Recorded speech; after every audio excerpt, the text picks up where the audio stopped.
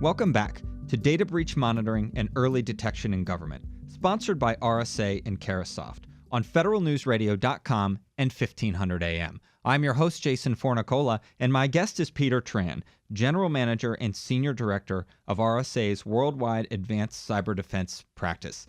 Peter, if agencies really want to understand their cybersecurity posture, what tactics do you recommend? There's a critical shift that needs to happen, and I wrote a couple of things down that I need to convey here that I think the listeners will find very interesting, but at the same time. So currently, and this is according to data research out there with the SANS Institute and otherwise, there's 63%. There's focus on 63% of the focus has been on protecting data, just protecting the data, whether it's encryption or the way data at rest or data in transit when you send it. 56% focus on regulatory compliance, and 31% focus on reducing incidents and data breaches. It should be the other way around. And I'm not saying that one is that I'm minimizing the importance of one or the other, but when a data breach happens, like we talked about before, it's because we're not driving enough visibility and knowing where our data is and the value of that data, which is called high value targets and critical assets.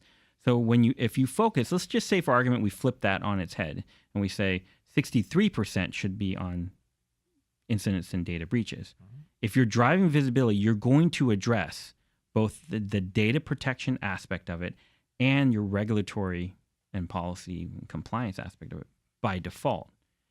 And I think that's one of the areas that we should think about very, very, very deeply now to say, look, risk-based approach and reshifting where those percentages are, where we're going to focus, because you're going to get uplift. And this is actually, when you tweak those three, you're going to get an overall increase in maturity of your overall security program very, very fast.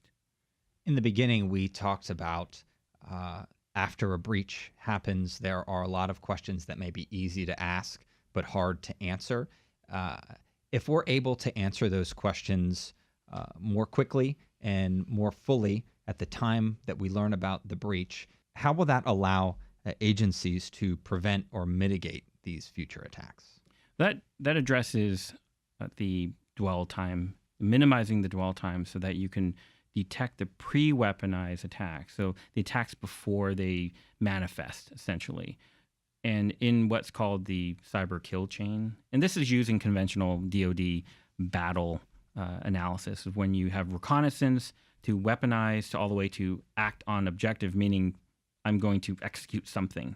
And in cyber, it's I'm steal your data or I'll disrupt something. So when you do that, you're shifting everything in that kill chain over to I want to know before they weaponize and when they're performing reconnaissance so that I can actually stop them in their tracks. And that's where the shift in the priorities, I'm looking at monitoring, early detection, driving visibility through technology and the people and the process. You can't ignore the other two.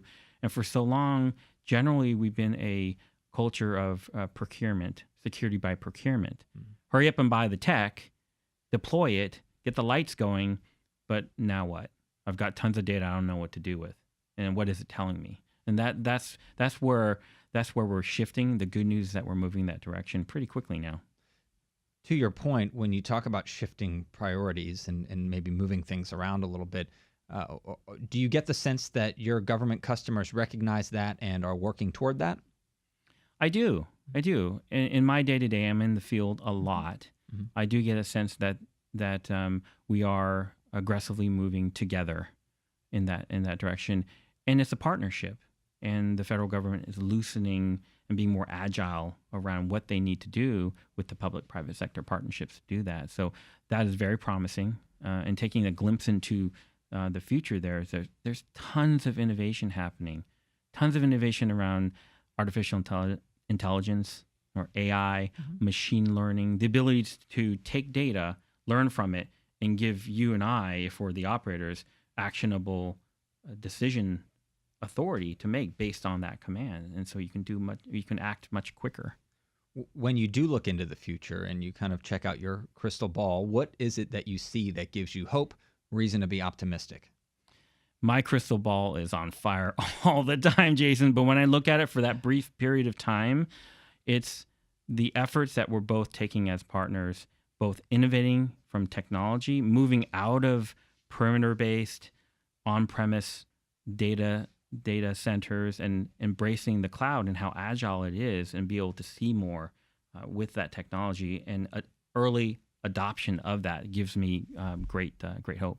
And with all of the new technologies coming out almost daily, that must give you a sense of optimism as well, just knowing that how rapidly things are changing and improving, that solutions are on the way. I see it every day at RSA, solutions on the way daily. And we're able to deliver those solutions with our partners to the federal government. And that's the most promising aspect, is just give it a little bit of time, you're going to start to see this improvement happening pretty quick. It's happening right now. I'd like to thank my guest today, Peter Tran, General Manager and Senior Director of RSA's Worldwide Advanced Cyber Defense Practice. I'm your host, Jason Fornicola. For more on this discussion, visit federalnewsradio.com and search RSA. On behalf of RSA and Carahsoft, thank you for joining us. A link to the archive session will be sent to you shortly. If you requested a training certificate, you will also receive an email with download instructions after the webinar. This concludes our discussion. Thank you.